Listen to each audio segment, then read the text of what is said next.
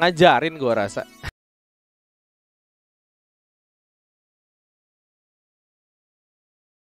Sanity's in the enemy fountain, diving enemy fountain.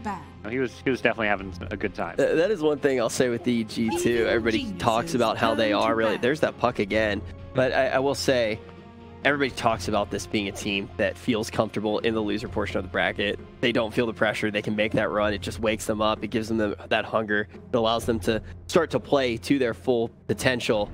When you see them around the event, at no point, I think Bulba maybe you could say Bulba at times seemed like a little bit stressed, but nobody else looks stressed when you see them around the event. Bulba is like, he's absorbing the stress of everybody. When you see him sometimes, like, it's important for the team though. Yeah, I mean, he's doing a good job in that regard, and I mean, you can tell. He tries to play it off cool though all the time. Yeah, he's like, I'll be like, yeah, is it hard for you to like watch your team play? Nah, I'm good. Like, no, fine. It's legs shaking. Legs shaking. He's like, oh god. Ace game. And we're gonna see the Phoenix once again. We've seen this Phoenix. We've seen the Phoenix how many times now?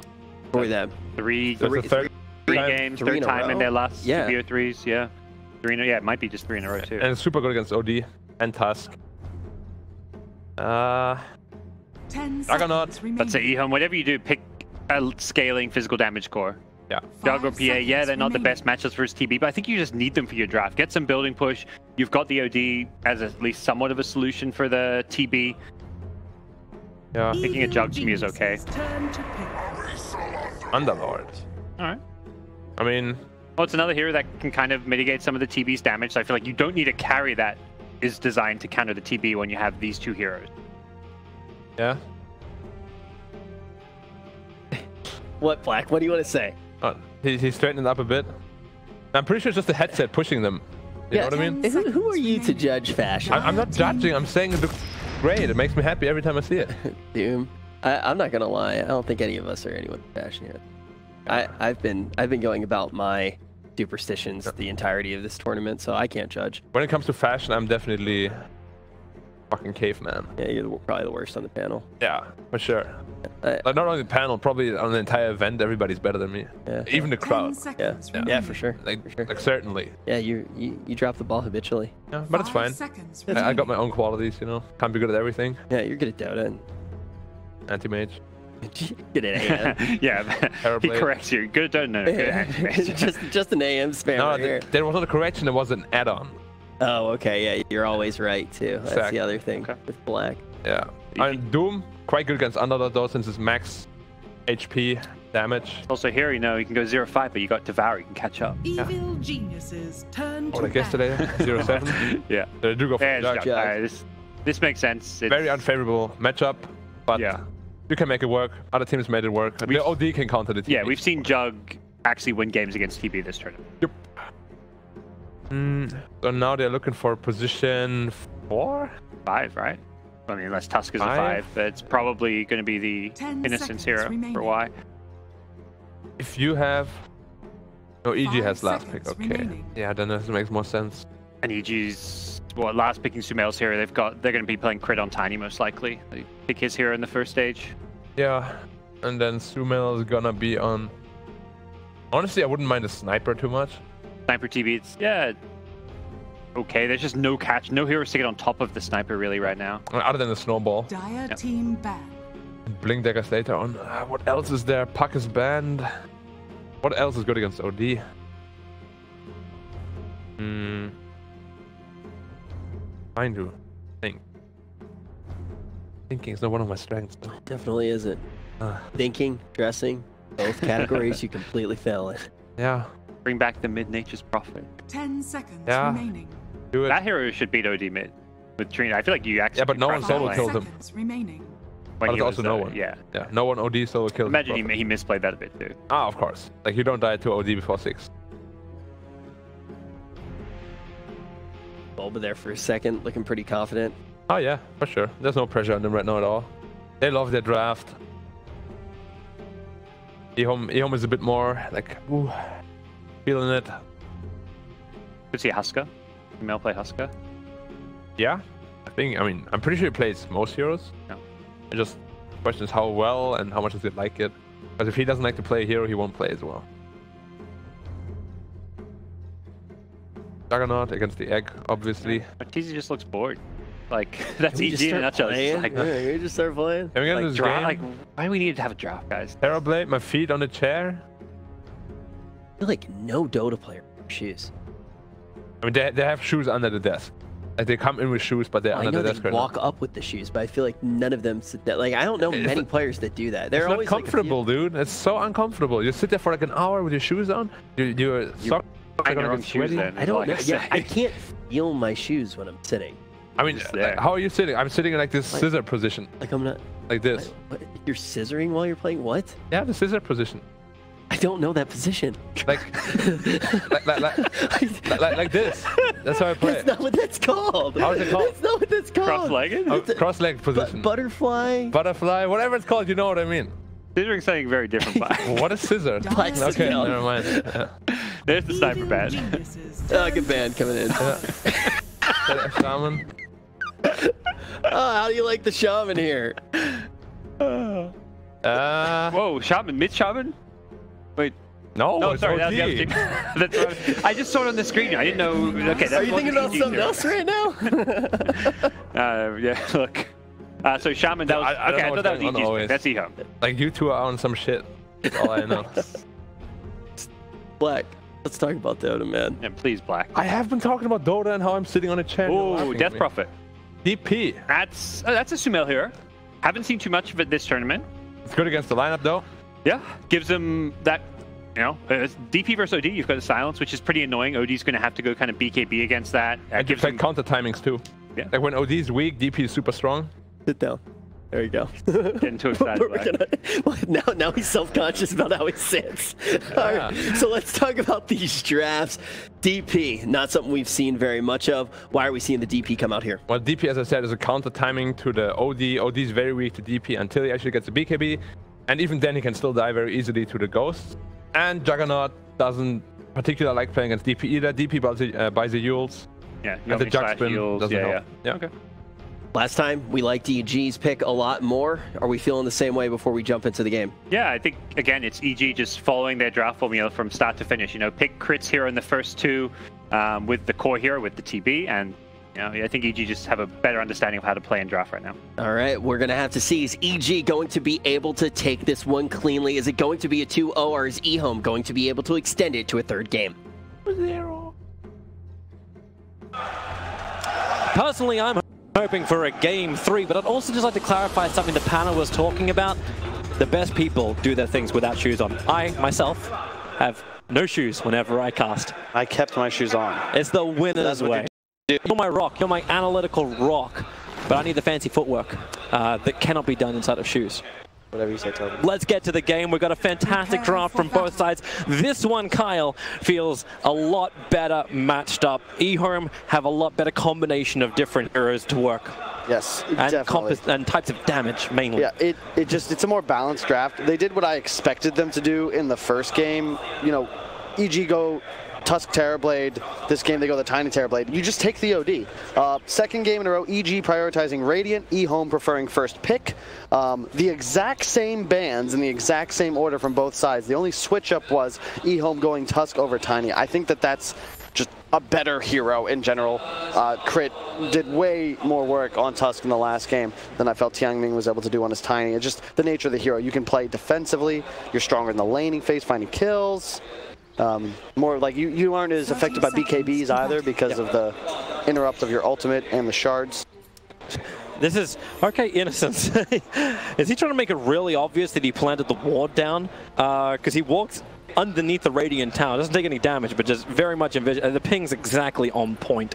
It's mind games, though, because he could also be baiting that he placed this ward. That's true. He actually, technically, when he came under the tower, he had already placed the ward. So that, like, guys, he's pinging this, but why is he walking there?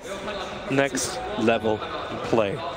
So the lanes, they're going to bounce around. I was actually kind of wondering where Faith Beyond would end up, if it would end up having this Doom versus Underlord matchup. But instead, they're sending the Underlord towards the top lane. It's going to have Juggernaut from Ego onto the off lane to work with the dual support off. We're going to see the Shadow Shaman as well, a hero who has been popping up throughout the playoffs. I like the decision from EHOME though, because you don't want to ever put Underlord against a Doom 1v1. He out-regens you because of the Devour mechanic, and the Infernal Blade is max HP based damage, much like the Death Prophet Drain. Both of these heroes very good against Underlord.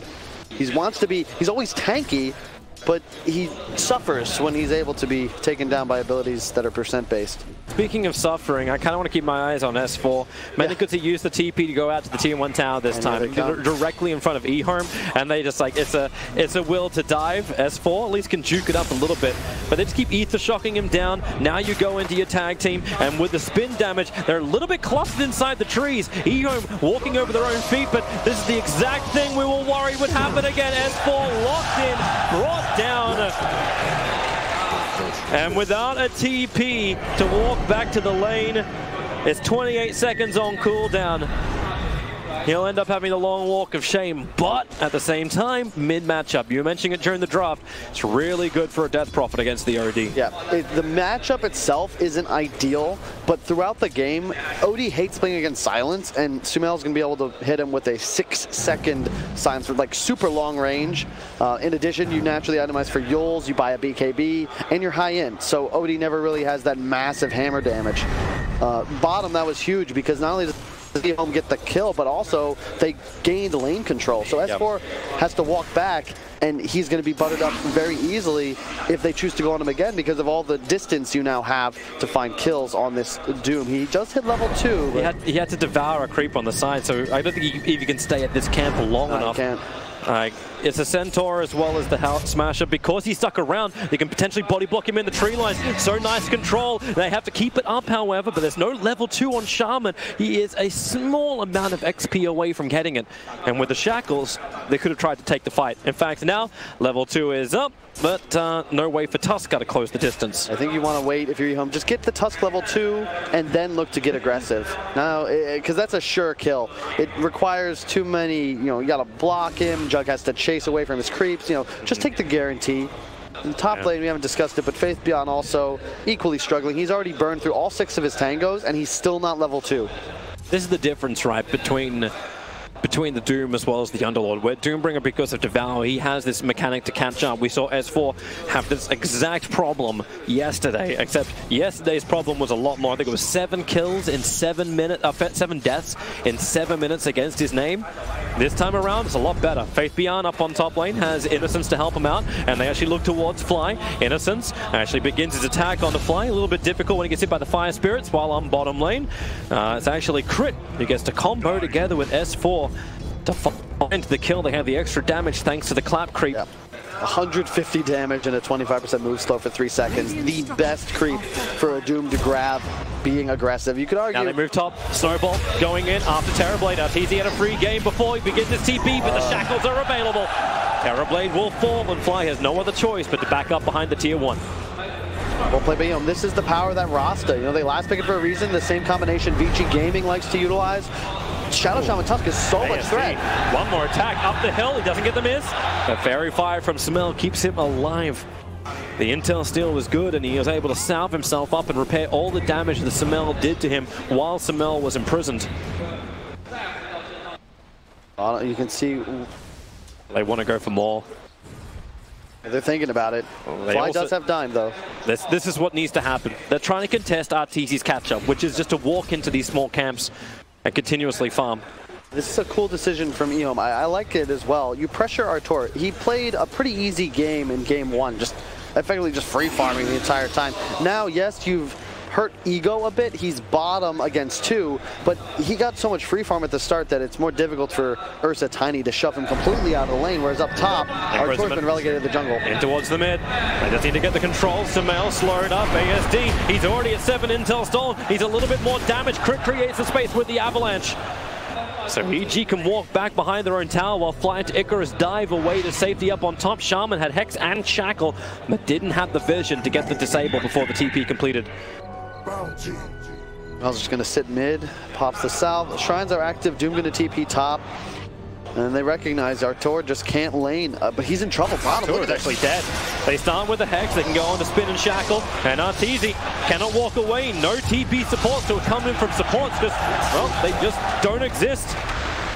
And this is a repeat of game 1. EHOME just moving around the map more efficiently. That's a free death our Tor just gave away. There's no supports showing. You've got to assume that you're unsafe here. That's a Juggernaut. Just one stun. That's going to be a kill every time. And now he's going to go out back to the woods, TPs to the shrine. I think he has to stick in the jungle now. They're going forward with Crit trying to find initiation while Death Prophet has a Spirit Siphon up. Snowball protects 2 and they're going towards Samel. That's the target they want to kill off. ASD up on the hillside, does the damage, gets the distance away from Crit. Now can continue to fight if they want to. And they will not do so. Back up from the mid. Meanwhile, on bottom lane, Ego, as well as the Shaman, pushing down the buildings. This is such a huge wave to push because it comes with the catapult. And Ego just has to spin once and the creep wave is gone. Yep, I love the Rasta as well. Just makes the game easier to play for EHOME. You have this natural way to take objectives without having to gain some sort of huge advantage in the waves. Like, Terrorblade with meta, sure, you can deal with the wards, but otherwise, EG, you're probably just going to have to ditch any objective that EHOME really want to take down. Terrorblade with meta just wants to try and farm the jungle, but EHOME, once again, the invasion on the back of an Invid's Room for Innocence. They're able to scout this out, the courier flying a ward out to fly. Shadow Shaman gets the Hex off. Shackles as well. Icarus dives available, so Fly will use it. The Ether Shock does a hell of a lot of damage, but they want to move over the targets. Innocence puts down the Observer up on top. Faith Beyond continuing his run. TP support's coming in from OD. He wants a defensive imprisonment to save Faith Beyond some time. In fact, he goes aggressive. Faith Beyond just continues to walk away while Crit comes back to the world of reality, and reality is death. Again, well played by EHOME. Like, they're moving around the map very efficiently. They're the ones pressuring. Look at the warding they have as well. Already developed control throughout the entire EG jungle. Don't believe there was no vision from EG, so they have no idea where any of these wards may have been placed. And they have utter dominance in the bottom half of EG's woods. You see the intimidation factor on bottom lane too. Juggernaut's not even level 6, but because Shaman was just hovering nearby, Fly drops the ward, but okay, Shaman, did he actually see that around the trees? Fly may not have been visible, but he'll need TP support if he wants to kill off this Shaman. This is support is walking in from the Death Prophet, but underneath 2 Observer wards. That's the downside of that initial exchange by Tianming. Sure, you did a bit of harassment to Phoenix, but you're so far away from your base and you have no method of regenning your mana, so he's been walking around with 1 spell for quite some time. Might be able to find the Phoenix. Nope. Icarus dive away and they can't find the kill in mid. Samela's Observer Ward actually saw Tuskar move in there, but he also committed a scan just to double check that Tuskar was hanging around. But now the rotation comes top, and now it's EG's vision that works for them. They back up from the tower. S4 has a Vlad's already. It's 8 minutes in. He did not exactly have a free game either. Not level 6 yet. But they should be able to secure this tower. Although this is the strength of Underlord. Faith Beyond just planting himself, spamming the wave, like all the melee creeps just die. He's coming from behind, the beginning extra TP to the top lane. They want to try and fight underneath this Underlord. Tiny is going to be there. They already get the toss back. Underlord begins to TP away to save 50. Tuskar will keep him alive beside the snowball. Watch the mechanics work. Underlord, no!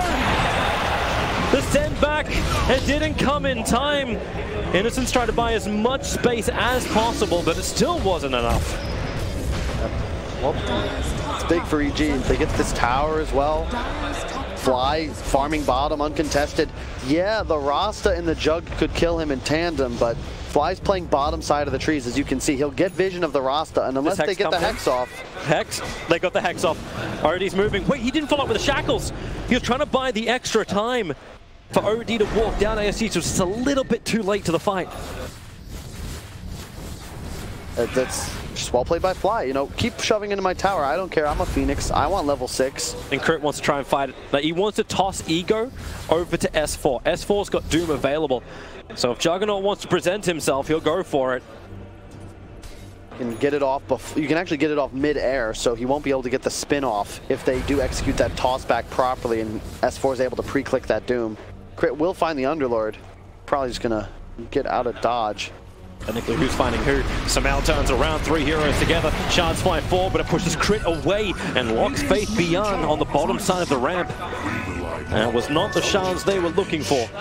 They also secure 3 bounty runes on the side of EHOME there, so still, you know, look at the map control. EHOME certainly happy with how they've played thus far, and unlike the previous game, they're not on as much of a clock. I love watching Chinese teams specifically utilize Underlord. It's a hero a lot of squads in the West just refuse to pick. And it offers you that map control that EHOME was so easily able to abuse in the previous game until the draft just ran out of gas. It also makes it more punishing for EG as the later game does kick in.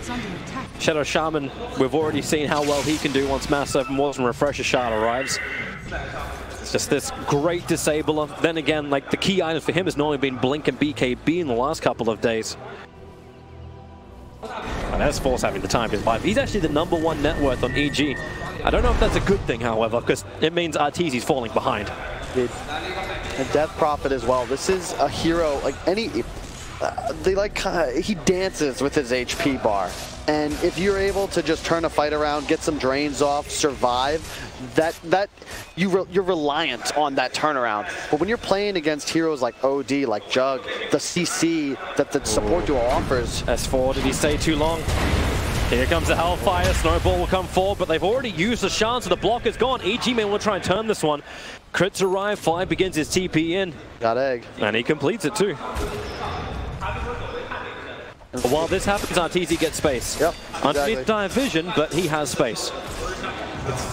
At least you have the OD though this game. I can't believe EG got World Devour in the first game. That boggles my mind. But you know, game 2, this hero is bonkers. You see the Underlord TP come in. This is out of smoke.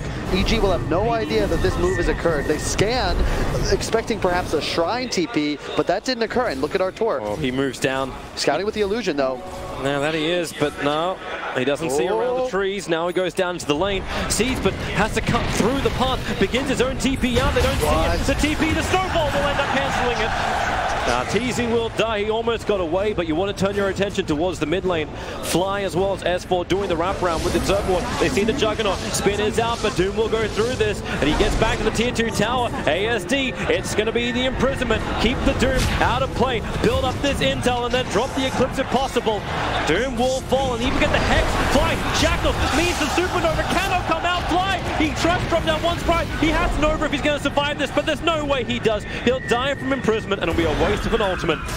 But look at this sustain, drop the healing ward, and EHOME push. I watched EG do that exact same move with the same failed result against Vici yesterday. That's not a dive you want to be making as 2 players. These teams from China right now are too active in the blink forward. This blink from ASD is really paying for itself. Death Prophet, the Omni Slash kills her off so quickly. Doombringer TP's in to try and do the defense, but no level of aura that he provides will allow them to survive. EHOME already is the Mass 7 Wars, but here we go again. Another blink imprisonment from ASD. Support's arriving. The pit controlling up Tiny. He wants to walk away. The Centaur! Neutrals fighting against China. EHOME will have to back up all 5 heroes getting stomped off. I thought Centaur wasn't even picked. Man, even the neutrals are biased for EG. I love the aggression that EHOME's playing for. They learned from their game 1. What do we got to double down on? The aggression. They were abusing EG around the map. This game, they take themselves off the clock, and it's now far more complicated and difficult for Evil Geniuses to deal with this. They need to actually make moves. Yeah. And the support duo specifically for EHOME just feels so much better. Tusk Rasta. Toss back. That could have been a better way to do it, but you've still got Tusker Snowball. You've still got Ice Shards. I already feel like Tian Mingus had more impact on this Rasta than the Jakiro previously. Although such a great 5th pick. Yeah. And he's going to have the range too. Like building into Ether Lens, they're going to have the blink dagger. He can keep up with the rest of the team, but also be almost far enough out of range that there's no way for EG to counter initiate. Because how does EG do that? How does EG counter a fight that EHOME begins? And there's subtle differences as well in the way EHOME plays because of this. You're now playing a 4-position Rasta and the 5 Tusk, whereas previously you had your Tiny as the 4 and the Jakiro 5. And it always feels like these Chinese teams do so much better with that squishy hero actually acquiring the farm. Rasta is a force if he's able to get enough items. There's a lot of heroes up on top lane. EG is starting to bring more, however, as the Hexes come out. Mass 7 Wars committed. They want to keep the Shackles over on the Doombringer so the damage can kick in. But then Phoenix Sun and Doom both being committed. This is a real troublesome fight for Eager. He will be brought down because Samael was able to get in range. Gets the last hit. Mass 7 Wars farmed up. But meanwhile, it's going to be Samael. OD has arrived in the fight. looking for more up in the trees. The Hex is around, they're controlling S4. Shackles are up. You got Faith Beyond to lend the secondary stun. S4 is just trapped, and all that stolen in now being used to amplify the damage of the OD. Does he pop from this? They want to stick around to ensure it, but ASD was already walking away. Real men don't look at explosions. And there's the issue with the whole Death Prophet counters OD argument, because while that may be the case, OD offers so much burst damage. Death Prophet thrives in longer engagements, and OD, especially with the hammer up, just doesn't give you that opportunity. And look, again, this Blink Dagger. It does so much work. Crit begins his own TP out. Omnislash need the extra damage. Crit! Well, calculated, you could say. Double bracer, he knew he'd survive. It gets the cooldowns. Well played by Crit, who, as always, looks good. Yeah. Looked very good today. Yesterday, you didn't really see him much in that previous game. Did a lot of calculated feeding. It feels hard for him to shine in this series, with the ES being banned out, hilariously enough, and maybe this is the reason too, that goes to your point, where first pick was always EHOMEs. They're making sure that EG just can't get that easy first pick ES, and EG ban it themselves. First games, as if we have a third, were both banned out by evil geniuses. I expect that trend to continue here. Earthbeard definitely demonstrating it's the best 4 position in Dota when you have some of these superstar players on the hero. S4 going to back into the Dire Woods, but he's right on top of that Observer Ward. It'll fade in 20 seconds, but they'll know that both he and Sumail may be looking to make moves in this area. DD rune for Arteezy picked up. You could think about a Roche mirroring the map as the Dire squad at EHOME invade your own woods, but it's risky. They're just thinking of farming. Double damage can accelerate his level of farm. Mid lane, Innocence, next to Crit. He's pretty tanky to get through, with Faith Beyond being the support. It's not enough damage for them, but won't matter when they get the kill on bottom lane. Flies out once again, but here goes your attack. Sunder's there, Faith Beyond being tossed around. Arteezy with a double damage rune. It's farming both neutrals as well as heroes. Yeah, it was a cool play by Arteezy. He could have shrined at any moment, but he figured, you know, I have enough mana, and I'm like 30-40%. This is fine to farm with, because if we find this player with that toss back, it's an immediate Sunder aggressively to find the kill. He'll invade enemy Ancients, but this is a tougher game for EG. You don't have that ability to just shove down waves against an Underlord, and EHOME has a lot more ability to punish you. This game, they're the ones with the save mechanics. EG, if someone gets jumped on by Rasta, you have no method of canceling that disable combo breaking, with the exception of just initiating one of the back lines aggressively. Speaking of Rasta, Avalanche is going to clip him, but he's underneath his own Mass Serpent Wards and feels pretty confident just to lend another hit. Not to mention OD is ready to jump. 16 intelligence, still stolen. As he jumps in, the Eclipse will instantly get the nuke. The Tiny has no mana, and ASD's off. It followed Fly through the Icarus dive. A toss out from it gets a revenge. Sumail will arrive. I don't know if it was in time to get much more. No, okay, Underlord is not going to join the fight, and he may have wanted to. Hex on S4. Has the Blink Dagger, so he just jumps over towards the Shaman. Saw him down with a clap. Nothing to deny himself off to, so say goodbye to Shaman. Juggernaut not wanting to be involved in that engagement as well. You know, I'm getting a little over-aggressive there. I love the initial dive, but if you're going to make that sort of move, the rest of your team has to be a bit quicker on connecting. Jug was top and then rotated towards bottom, because they want to play Faith Beyond in this top lane by himself, because that Underlord TP allows him to rejoin fights from anywhere, but Ego just hadn't got enough time to join in on that dive. They have the vision on the high ground. They have another ward in the mid lane of EG. So if you're EHOME, you'd like to keep playing aggressively in this area. Utilize that vision. S4 is looking for a target on top lane. Got Doom Wants as well. to sync with Sumail. Also notice Sumail's item build. Okay, he's going to reveal himself. Blink in, gets the hit. You've already got another control. It's going to be Phoenix jumping forward with the Sun Ray trying to burn through the Underlord. Need another Spirit Siphon as they chase Faith Beyond through the tree line. A good kill, and that's Sumail's Blink Dagger. That's also, those are the 3 heroes with methods of dealing max HP percentage-based damage, and you can see, obviously a 3-on-1, but no matter how tanky Faith Beyond gets, he's always going to be susceptible to these heroes. Look at his ward up top by Y as well. He's sitting on this Tinker ward. Saw EG place that in the previous game. He just wants to stop Arteezy from playing up here. He's done a great job so far of constantly pushing top, forcing someone from EHOME to be here in response. And that's how EG's been playing Dota over the last couple of days. Just constantly mirroring their enemies' movements, waiting for the big item timings, and looking for that decisive team fight around an objective. I don't know if this is the fight that Tusker wants. I'll need to bring a lot more support to come into the tree lines. He's just sitting behind him. Here's your first TP arriving. It's going to be the Underlord. It's Dire's defensive observer ward that allows him the confidence to stand on the top lane at least. You see Arteezy just finished a 20-minute butterfly? Sure. Yeah. And this is doubling down. Like, this is the, I believe, optimal build for acceleration. Yasha straight into butterfly. I saw Ramses do this at the KL Major in a game where they were just unable to take fights. They felt like they were behind, and he just farmed, and he went a build specifically designed for that. Well, he does it in this game too, right? Because EHOME doesn't have a natural MKB builder.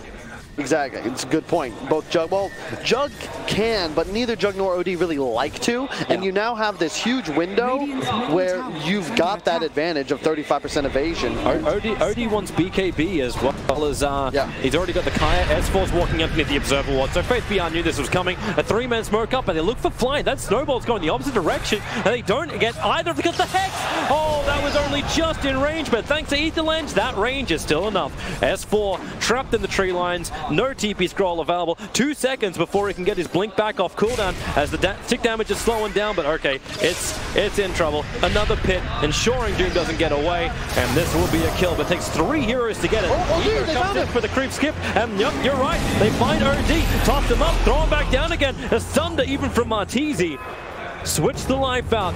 And Smail, that's a big kill to get. 3-1-3 is the goal for ASD. They were distracted by S4, but ASD drops the hammer as well to try and find the solo kill on Arteezy. Just not enough damage. So, credit to S4. Oh, look at, he's dying in the far corners of the map. No one from EHOME even paying attention to OD. Well, +1 would have found the kill, and I like that he's playing around the ward. Just not enough damage. So close. Is EG going to try and force up through mid? You got Metamorphosis available, but it looks like EHOME want to have their own fight. They know Sunder is on cooldown for the moment, but Samel's got a lot of damage behind him. He could just pop that Exorcism. Got Blink too. And the physical damage will start to arrive. They start the Sunray over on Underlord. He's moving back behind the tower. There's no mana. He's got no pit. The silence. They jump forward. Shaman can't get the Hex. Samel was so quick on this one. Shaman protected by the snowball. That's the first save. The sharp block out, mail out. Innocence to go. No, it won't. Toss forward from Samael. Now Serpent Wards get burnt. Straight into and Samael, that quick movement. Yep, he did not have vision on the high ground. He just blind silence. He knows that they're on that hill, doesn't know where, and just figures, I want to take this fight, but if I commit to the Underlord, not only is he the tankiest target on EHOME, but now they'll be able to backstab me from the side. What a play from the young phenom Sumail. I like when they're able to actually play aggressive in these games. It's just nice to see him on something that isn't OD as well. Also good to see the ability was just kind of overlooked on Death Prophet a lot. That's silence on the critical hero, the Shaman, the one hero that probably could have totally messed up EG's attack. But they get the attack out, and now EG, they take Roshan. What do you really want to achieve now that you've got the Aegis the Immortal? Is this still a push? You wait for Exorcism to come back cooldown in 80 seconds time and go again? Yep, or is it too dangerous to go into EHOME build? Well, it's all about the cooldowns, and that's what EHOME could look to abuse in this game. Both teams really have cores that are dependent on their ultimates in the case of Terrorblade, meta, but they need these abilities to be able to fight at peak strength. And with Doom up, but DP and Terrorblade's big cooldowns down, I think you just stall, chill, maybe make a smoke move in a minute or two, get some vision up, because if you're EG, you can play aggressively, but you need to have everything in your arsenal ready to go. Like the only observer ward they currently have on the dire side of the river is in mid lane, and it times out in 1 minute and 12 seconds. Their fresh one they planned got instantly de-warded by EHOME because they already had their own vision up. Fly has 2 wards though, and that smoke, so soon we may see them look to link across the map, probably show Sumail or maybe Arteezy, and just sweep straight towards them. EHOME, you're playing at Aegis now, you got to be careful. Tusker staying close. The pit, actually looking for Doombringer. The pit will end up catching too as Tusker tossed away, but OD comes to the front lines, and it looks like will be the sacrificial lamb standing his ground and dying to ASD. That was definitely a ward mission. Tusker has no buyback, Atani has no buyback available, and you can just feel EHOME wanting to get aggressive to get as many of these wards as possible.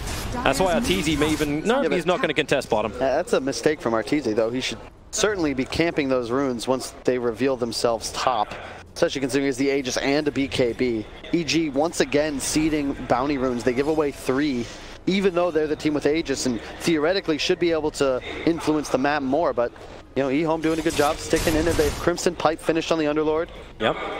He's got Crimson Guard as well as the They're going to TP Dorn's bottom. Looking for Artur. Yep, they're jumping down. It's easy.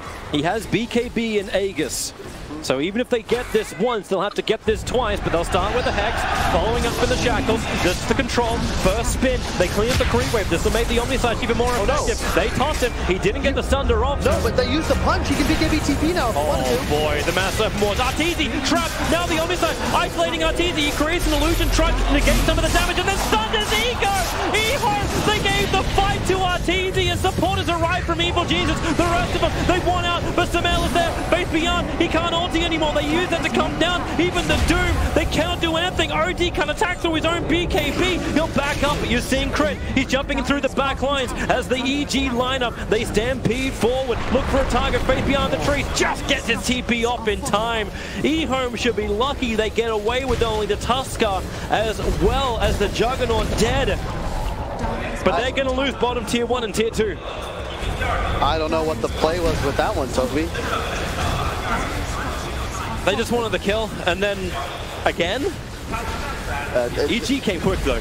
EG came very quick. For sure, and the damage output. I mean, you're going to. That's the Terrorblade with an Aegis. You know he's going to respawn. You see that he has BKB. If you're going to make a play like that, you've got to be confident all inning. And they effectively just watch the Jug ulti go. There's not nearly enough damage through the BKB to finish the kill. He just gets the free Sunder off on the proper target. And this is the BKB time for EG. You're going to have one finished on Sumail now. S4 is going to finish his, most likely before the next team fight. Finds his target underneath the Observer and Sentry. Defensive yields up. OD actually hits the ground. That was not defensive. That was aggressive from the Death Prophet. And you can also see EG. We've seen Doom counter OD constantly. You pick it up for this reason. You can't orb anymore as OD. He couldn't drop the hammer. It doesn't matter that you have a Black King bar. You're not in the fight anymore. Yep. And he picked up a Wolf Creep on S4 as well. So I was questioning it, man. You picked up OD, and then you were still willing to let the Doombringer get through the second ban phase. Yeah. And for the Puck ban, which is not a hero. Yeah, it was like, Puck and Pugna were the two they chose. And I can understand the Pugna, but EG's demonstrated that they are at a point they're going to rely on their late game. And you take out a hero I haven't seen Sumail play in months. You leave this really hard counter to your second pick core. It's the counter that everyone's been picking up in this tournament. Yeah, which means you know Bulba's going to pick it up. Yes. Bulba will always take the most obvious route when it comes to the draft. You'd argue it's the most effective. Effective, okay. Obvious and effective, love it. Currently the most meta. Skadi is done on Arteezy. Almost 2k HP on the Terrorblade. 45 armor as well. How much damage is even negated at this point? This is, you look at the net worth disparity. This is because of the way Artur itemized and played this game. You usually do see, like last game, the Terrorblade eventually does take this position pretty far on top of the game, but when you just go full DPS, you accelerate so fast that yeah, your BKB comes up later, but you know, he still has a 9-second BKB now, and it feels like a second Aegis push from EG could just be unstoppable. All you need to do is ensure the Doom goes off on the Outward Devourer, and that's it. Underlord currently taking the taxi to the bottom lane. That is a fake. Another BKB. But they brought everybody and instantly pinged out by Arteezy. It's like, hey guys, they're all on bottom lane, the scene of our previous crime. And this is a tough OD game. You're playing against 3 BKBs in the next team fight, and you got to be concerned about the Doom. Here, EHOME, you got to try and find a pick-off. You want to kill somebody before they get the big ultimate off, and you've got to be concerned just because of the amount of damage Arteezy can do. And look at this, TP coming in. TP'd Shaman. They were waiting for him. The Dire Observe ward was too shallow. Shaman does have buyback available, but you can see Crit trying to capitalize on it, picking Tusker, throwing it back in, he'll snowball, but Arteezy arrives, metamorphoses up, all the damage available, even a creep wave, so no backdoor protection. They have to buy back on the Shaman. The defense onto Arteezy. You're doing a great job of reading EHOME's movements. They know, like, they're rotating. They know their bottom. They see this Underlord TP coming out. Bounty runes have spawned. Fly grabs one. He's on his way. The DP ult gets popped. They're going for it. Yeah, with Exorcism, the amount of physical damage that EG outputs is so big. Very defensive Mass Serpent Wards behind the tower. But EG, they'll farm it up with Arteezy. A pit not going to come down or complete. But they can just rotate, push a different lane. Creep Wave will come in through mid. They just move up to top instead. Gotta be careful. The meta and DP ult will be fading off soon. You don't want to be caught in an engagement here. Get the tier 3. Get the hell out of here. They can take the shrine. That's the easier target for them. Yeah, then again, it secured them a kill on Shaman. That was a very crazy blind TP out from EHOME. And you can see it's tough as a viewer to appreciate the way teams will play around their vision or lack of it. The first game, you could see EHOME just reading the map better than EG. This time, it just they have a read on what they're doing, and they find that one kill, and because of the Terrorblade, because of the amount of damage output that this draft can do to structures, it really just takes one opening, and all of a sudden the base is exposed. Roche spawns in a minute, your shrine top is dead, EHOME now a racks down, and if you look at the itemization, look at the look at Arteezy, man. Look at the money he's got. Yeah. He's actually got practically a full Daedalus in like 30 seconds, if that. And what's the progression from the Jug? You know, he finished the Mjolnir a while ago. That Butterfly is not going to do anything. You said how much Artur, like he has 48 armor. A Butterfly is not going to help you deal enough damage through his BKB to take him out before Sunder. And OD's going Lincolns. It was Casper I was talking to just yesterday, and he was like, they did the math, and it was something like 82% damage reduction against the hero like a Juggernaut who wants to Omni Slash and get all that physical damage. Yeah. It's like, it does absolutely nothing to the Terrorblade, and he's still got Sunder. And we saw this happen a couple times in the event.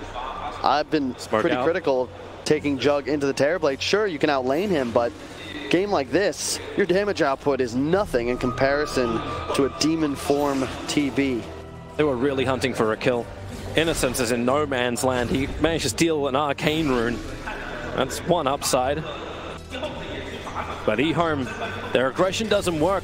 EG, as you said, they got a good read on the map. They understand that EHOME wanted to come out. They position their heroes perfectly to break the smoke the second you go up these cliffs. And that's all it is. Like, there's 3 perfect cliffs that allow them to control the northern side.